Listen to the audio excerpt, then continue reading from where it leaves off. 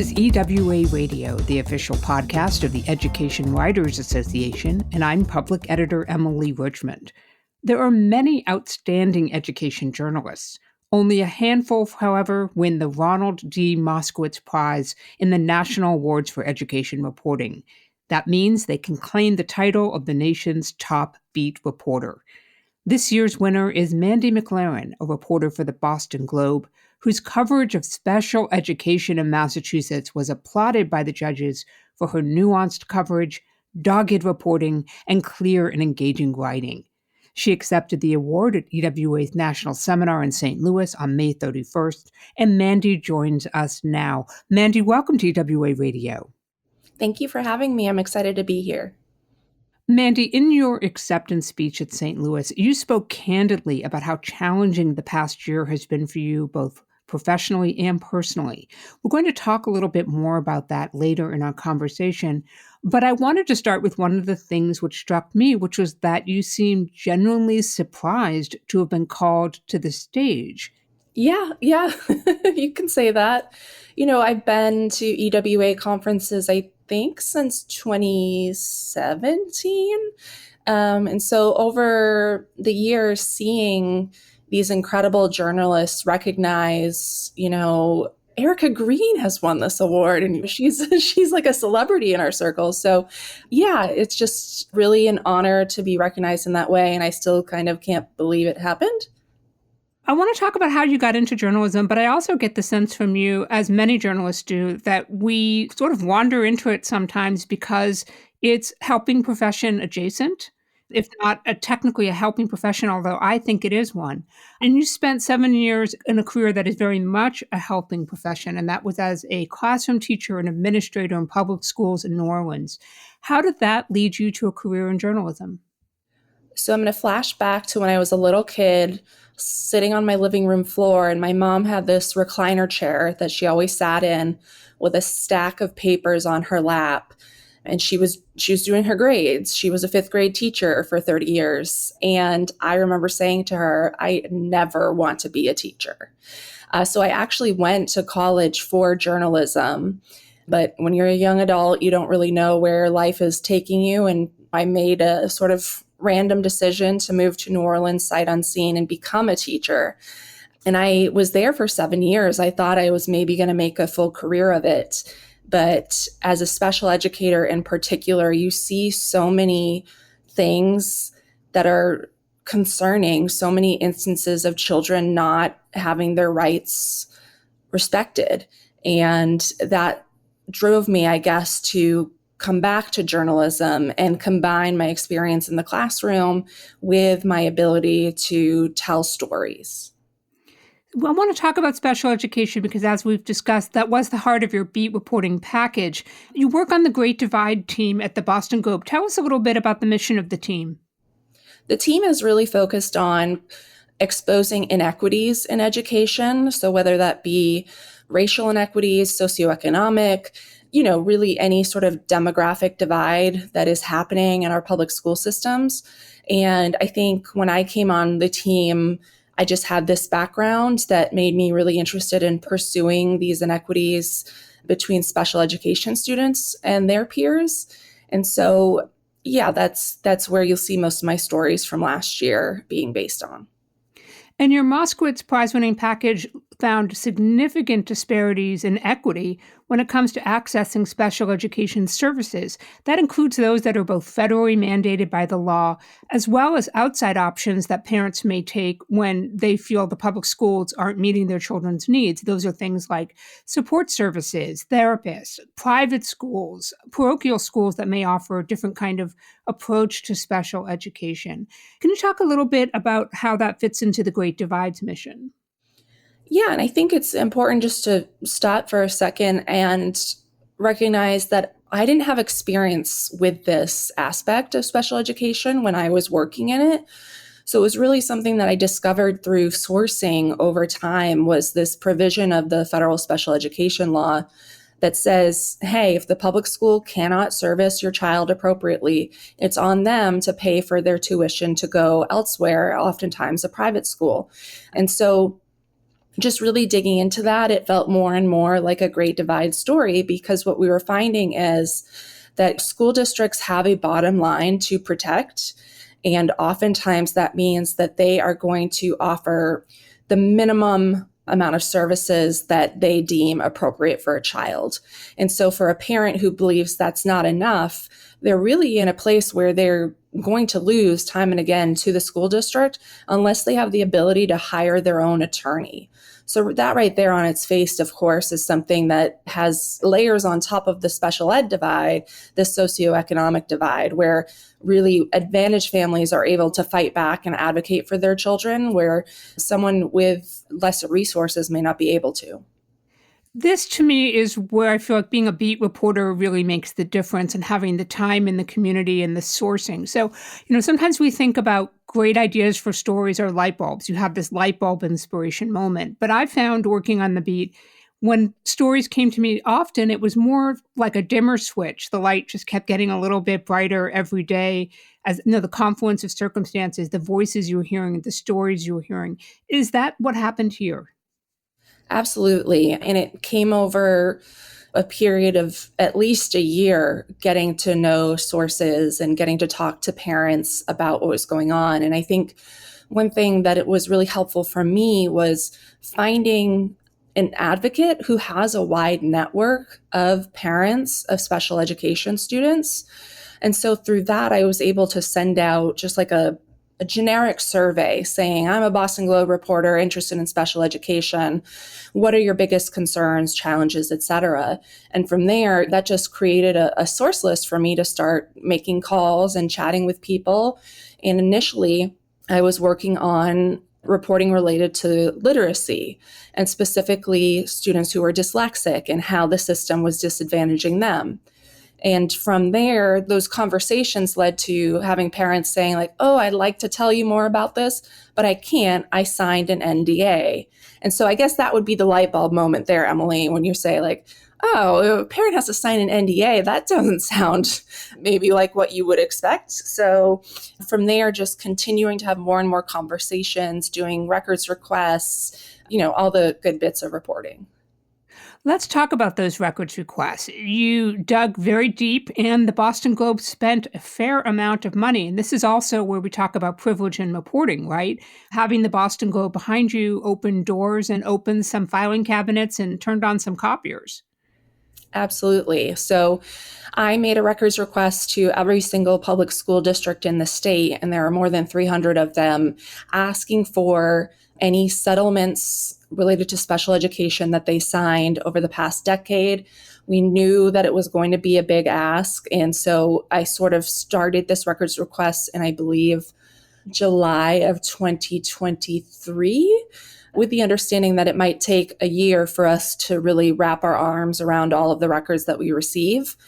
And so, yeah, total privilege being able to cut checks, right, to send to school districts who were said that this is too burdensome and we require money to pay our staff members to be able to locate these records and provide them to you.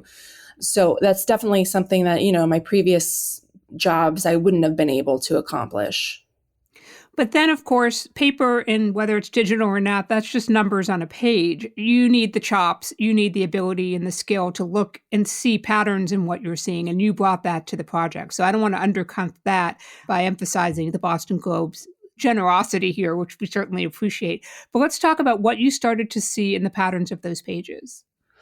Yeah, and I think we really tried to work smarter, not harder. And so this was the point in time, I was like a year into the reporting, and I was like, I can't get through all these records by myself. There's no way. So again, talking about the privilege, I was able to work with a data reporter named Nina Hagan, who's just fabulous. And she was able to write code to organize the files and extract information from them. And we also used an AI program through Google in which you could identify names. And so this sort of like shaped our process into moving a little faster to be able to go through all the documents. But when we did And again, this is a big credit to Nina. I had the hypothesis that most of these settlements were happening in wealthier districts, again, where you have those families who are advantaged enough to hire lawyers. And when Nina did the actual analysis of the records, she found that to be the case, that, and I don't remember the exact statistic, but that more often these settlements, which again lead to these incredible private school educations, were taking place in more advantaged districts. One of the things that happens often when you're a reporter on any beat is you do FOIA, you get the packet of records, and you realize somebody forgot to redact something. Or you have that wonderful moment of where you do the copy all, cut and paste, and when you paste, you realize that the blackout has been removed and you can read everything. We're sort of gleeful about that when it happens involving adults because there's sort of a sense of, okay, now I've got information to run with. But what you found was actually kind of disturbing. So explain what you discovered. Yeah, and I think it's just human error working with a great deal of records that someone on the other side here and there misses a name. These settlements are, several pages long and full of legalese, and like I can very see it happening where your eye may glaze over and miss a first name reference here or there. But so when we realized that, again, we started with the AI program that was able to pull out all the names that it could find. And then you click on the name and it brought you to that page in the document. And so then I could see, oh, yes, that is a student name that wasn't redacted. So then we went into our other system, our document reader system for the public, and made sure to redact out that name. And then at the end, I think there were like 5 of us that split all the records and went through one more time all the pages just using our own eyes to see if we missed anything. But of course, we felt that was important because, these children, some of these are very small towns, small but wealthy towns, and there is the chance that you would be able to identify someone, especially if they have a unique name. You took those extra steps to protect and preserve privacy for people who did not consent necessarily to having their information made public, but you also have very large numbers of students throughout your stories and families who are identified by first and last name. Talk to me about why that kind of identification matters here and what the conversations were like with some of the families. At the Globe, the ideal goal is to be able to quote our sources fully on the record, first and last name, and ideally with picture. And so that's just a standard I was striving to achieve in this reporting. And I think ethically, it builds trust with your audience. I do get a little disturbed nowadays, especially in the Trump era, with how much anonymous reporting we are using out there. So I think whenever we are as reporters able to disclose somebody's full identity, that is important because it shows that, these people actually exist, right? And these are real stories happening to real people. Now, of course, when you're involving children, it adds another layer of nuance to how are we going to handle this. And so I am usually having conversations with families from the very beginning about what they're going to be comfortable with. And of course, letting them know that if they change their mind over the course of reporting or writing, that is ultimately in their power, whatever they want to do as far as using their children's names or images. But I think that's really important to establish that dynamic from the outset that, ultimately I am a writer and I'm going to write a story in the most powerful way I can to sway people's emotions and reasoning so that we are able to accomplish some sort of change here. And oftentimes families, that's what they want too. And so that helps them feel more comfortable with the process. We're talking with Mandy McLaren of the Boston Globe about her education, beat reporting, and career. Don't miss an episode of EWA Radio. You never have to. You can find us on your favorite podcast app. And thank you to everyone who has taken a moment to rate us on Apple Podcasts. Your support and feedback are helping us to grow.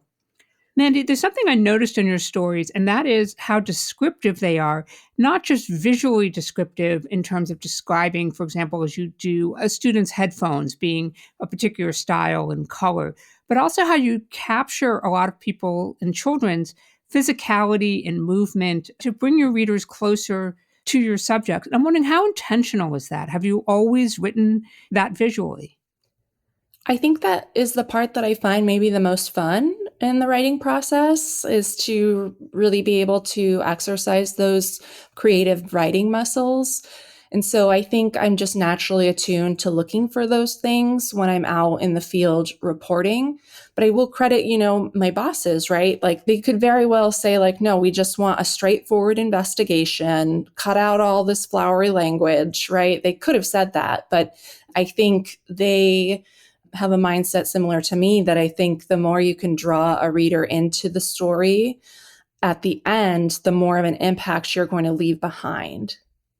Your reporting has been important in a lot of different levels, not just from informing the public, but also holding those power accountable when it comes to providing special education services, how some of these deals were made with families who felt their children were not getting what they deserved. What has been the reaction to reporting? Have things changed?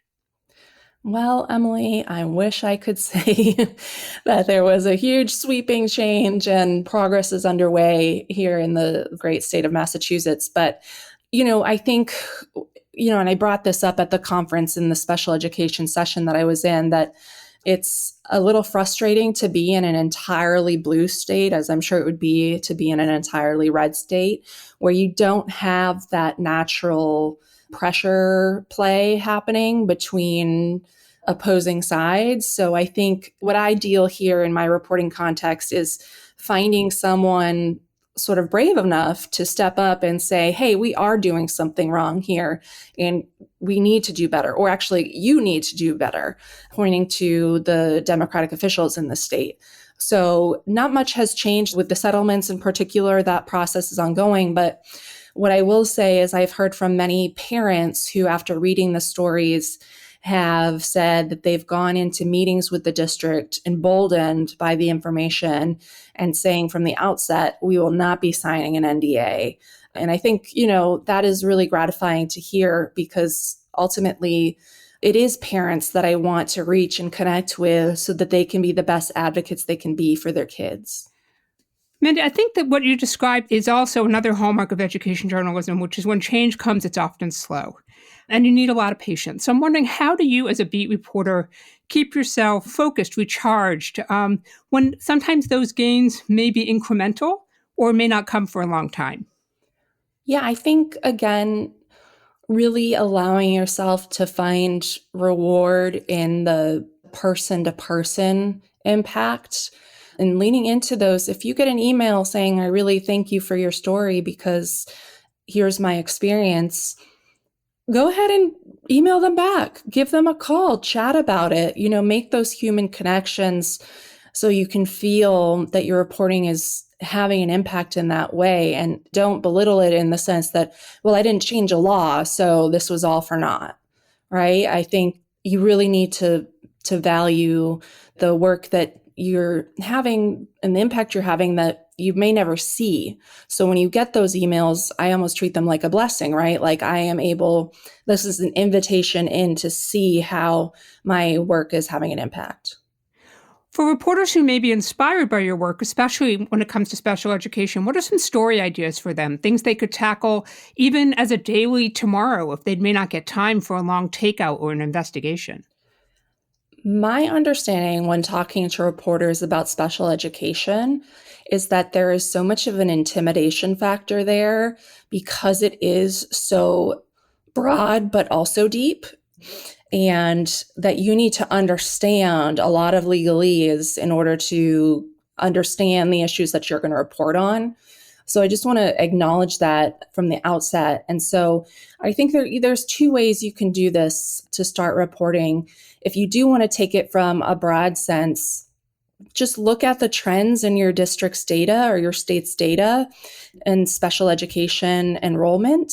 There's a great federal data set on the disability categories that students per state are identified in, and it goes back more than a decade, so you can see trends over time. You can also see whether students are being educated in inclusive settings or if they're being pushed to home hospital settings. So there's a lot of great data there, but you could very much do sort of a Gannett used to call them a know the score story, right? Like where you just break it up in subheads and it's just a straightforward data story, just putting some information out there. Another thing you could look at is your district's budget over time and how much more are they spending on special education now than they were a decade ago, and tease out the reasons for that.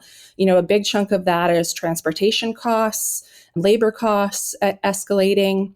And then on the other end of the spectrum, I would say I always find it helpful to find a very specific line of inquiry and then use that to chip away and to lead to bigger things. And I think the best way to find those specific stories is to really work on sourcing. So there are so many Facebook groups out there where special education parents meet and share experiences and frustrations. That's a great place to look. And then, of course, any advocates or attorneys in your area who work with these families, they will have great ideas for you as well. Those are excellent suggestions. There's a specific story that I'm hoping some reporters will think about, and I want to get your take on it. And that is looking at the intersection of school choice, vouchers, and special education. Because I believe with the surge in funding and interest that's coming around school choice, particularly voucher programs and the federal push for that, the idea that there's enough private schools with special education programs that are going to be willing to take kids with vouchers and provide them with services that are somehow much better than what districts offer. And I would encourage education reporters to take a look at that argument and see what the reality is on the ground in their districts, and specifically look at charter schools, because I've found that a lot of charter schools actually contract back their special education services with the districts that sponsor them. And so the special education programs and pull-out services may not be significantly different, even if the regular classes, the so-called mainstream classes at that charter school, may be very different from what you see in a traditional public school. And I think for a lot of parents, that ends up being what matters. I think if you look at Florida's massive school choice program, the proportion of special education families that participate every year is really, I don't remember the exact stat, but it was much higher than I expected. And I think you do have to give credence to the demand that is being placed on these programs. And a lot of times for these families, it comes down to smaller class size. This is something that I'm able to get them in this private setting that I cannot in the public setting. Or in the public setting, my kid was one of 7 kids in the class with special ed plans. Now my kid is just one of 1, and so they're getting more attention. But on the, in the same token, you need to be looking at how they're performing academically. But I think we also need to take a step back and ask parents, what is the value of an education to them?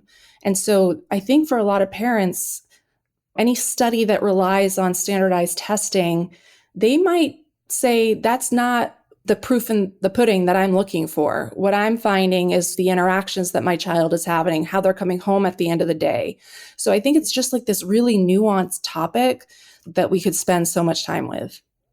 Mandy, I do want to go back to National Seminar in May, and especially your acceptance speech.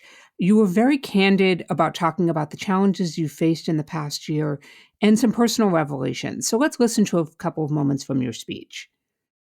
I'm going to be very frank with you right now about how my past couple of years have been. I was diagnosed with bipolar disorder, and trying to navigate that while also doing this job is not easy. Like 2 years ago in Atlanta, I was crying in the nooks and crannies of the hotel. So I don't mean to say this to bring us down, but I just want to say that to anybody out there that feels like they've been struggling, that they're overwhelmed, that they have that weight and that guilt, you're not alone. I see you. We're in this together. And if you ever need to chat about it, I am here, and feel free to reach out. So thank you so much. Mandy, when did you make the decision that if you had the opportunity, you were going to share your mental health diagnosis at National Seminar? I think it's something that's been on my mind a lot lately. And I think especially every year when I go to the seminars, there are fantastic cohort groups, the caucuses, right? And I think for a long time, I've been wanting one that's on mental health. And this year there was one on burnout. And for me, those two things are very interconnected. And I think that just started jogging things in my mind about how if I say this, if it can make some sort of a difference to just even one person sitting in the room. And, and I'll just pause here to say that I didn't even know that my diagnosis existed. So I have bipolar 2 disorder, which I'm assuming if I didn't know, a lot of other people might not know that it existed. And so it's much more characterized by the downs, by the depressions, and then you don't have a fully manic state coming out of it. For me, it looks like I'm very much productive and on top of my game. And so it's really hard. It took many, many years for my doctors to figure this out about me. And so that was another sort of reasoning why I wanted to give it some exposure. But I think just as a whole on the beat, like I said in the speech, I think our beat is under-respected in the field. And I think we all know that from experience, but I think the more we can do it to affirm that among ourselves and how much of a toll it does take when you care deeply about children and families and you want to be able to get to all of their stories. And at the end of the day, you just can't. I think just saying that out loud and acknowledging that with each other is a good first step. Well, Mandy, thank you for your candor on that again and helping to remove some of the stigma around talking about mental health issues, including those that affect us individually and personally. I love the education beat. I think it's the most important beat, the most interesting beat. It touches every other beat in the newsroom. A couple parting words of advice for somebody who may be brand new out there. Oh, gosh. I would say get as close to what you want to cover as possible. And so, I mean, get in schools, get in families' homes, and spend time. I think that is often difficult when you have a daily beat and you have pressure to churn out stories, but as much as you can to find time to just go and spend with children, that is the most gratifying part of this job. And so you have to make sure that you're consistently getting that touch point to just put a smile on your face. Mandy McLaren is a member of the Boston Globe's Great Divide reporting team. She is also the winner of this year's Ronald Moskowitz Prize for Education Beat Reporting. Mandy, thank you for making time for EWA Radio. Thank you so much for having me, Emily. And that wraps up another episode for us. If there's a story or reporter you want to learn more about, drop us a line with radio@ewa.org. The mission of the Education Writers Association is to strengthen the community of education journalists and improve the quality of education coverage. For more than 78 years, EWA has helped reporters get the story right. Take good care of yourselves. Thank you for listening, and we'll see you next time.